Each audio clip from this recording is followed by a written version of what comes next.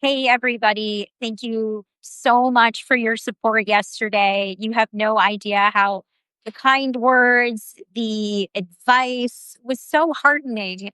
Uh, that was a really weird day and it meant so much to me. And I'm incredibly appreciative of everybody who sent me direct messages and emailed me and connected with me on LinkedIn. Wow.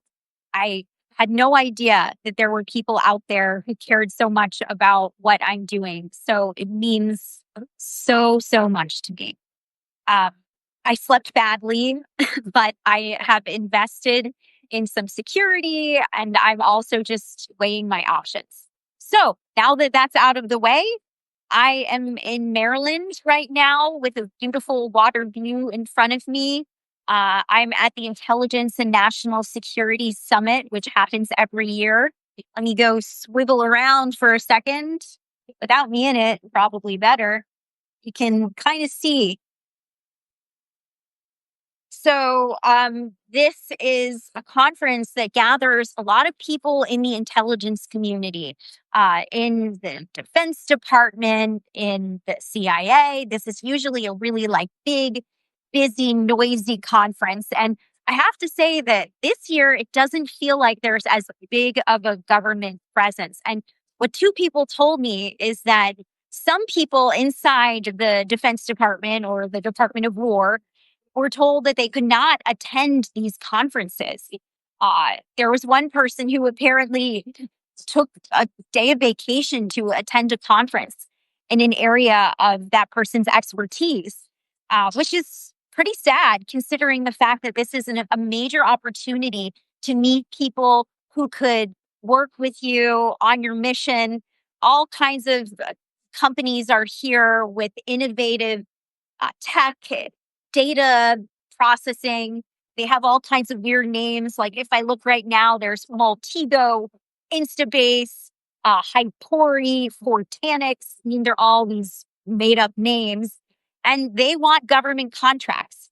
And some of them are doing things that the government does not do and that the government could potentially need. I don't know any of those companies. I'm just listing them off. I'm not trying to endorse them. I have absolutely no idea what many of these companies do. It's just that they have lots of little trinkets at their booths trying to lure people into that initial conversation. Some of the badges here do say government, military attendee. There are also badges that say Department of Defense. They don't say Department of War. There has been a little bit of tension. There was one conversation that I attended where Colonel John Mills, who is the Deputy Assistant Secretary for Cyberspace and Digital Policy for the State Department, he said the old world is gone. He talked about how the United States doesn't want to give away free stuff anymore like it used to, how it wants trade and not aid, quote unquote. He also said, we want to see skin in the game from our allies, echoing a lot of things that the Trump administration and its highest levels of the administration have said before.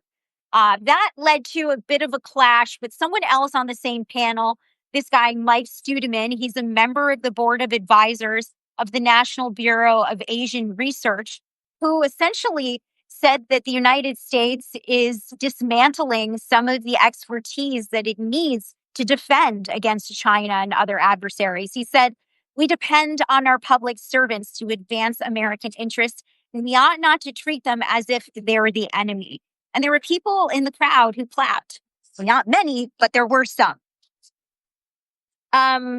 One other thing that I've noticed is that conversations around China are happening here more than they're happening in a lot of other spaces. Rob Joyce, who was the cybersecurity director of the NSA, he was asked specifically whether or not the United States understood China's internal decision making and could offer essentially a way to deter them from their activities, especially in the cyber realm, but also just stealing intellectual property and engaging in espionage, infiltrating U.S. infrastructure, which still goes on today in the telecommunications space, as well as other parts of our infrastructure. And he said, I think we do, as in understand the internal decision making. But he said it takes the most senior levels to care about it.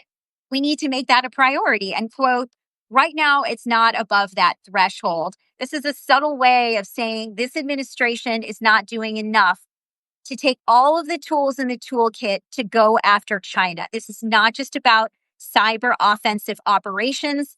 This has to be about more using other levers, which include diplomacy and economic leverage. I also thought it was interesting that Major General Keith Phillips, who was the defense attaché in Ukraine, as part of what he talked about, he said, at some point in the not too distant future, we'll be looking back with nostalgia at how simple things were today in this age. What a wild thought, because it certainly doesn't seem like things are simple as you're living through them. Also, today, Senator Mark Warner, the top Democrat on the Senate Intelligence Committee, gave a scathing speech where he talked about how this administration is undermining national security, going after members of the intelligence community. I want to flag that he's going to be speaking tomorrow morning at 10 a.m. Eastern Time on Friday. Not here at this conference, unfortunately. Maybe I'll stream it from a sideline or something. But he'll be speaking in a George Mason program that I will put a link to shortly. But I think that's my readout for the day, just picking out some little tidbits for you. Thank you guys again for being there for me in my time of need, and just for being such a supportive crowd. So I will talk to you soon, and have a good afternoon. Oh, no, no. You're going to go.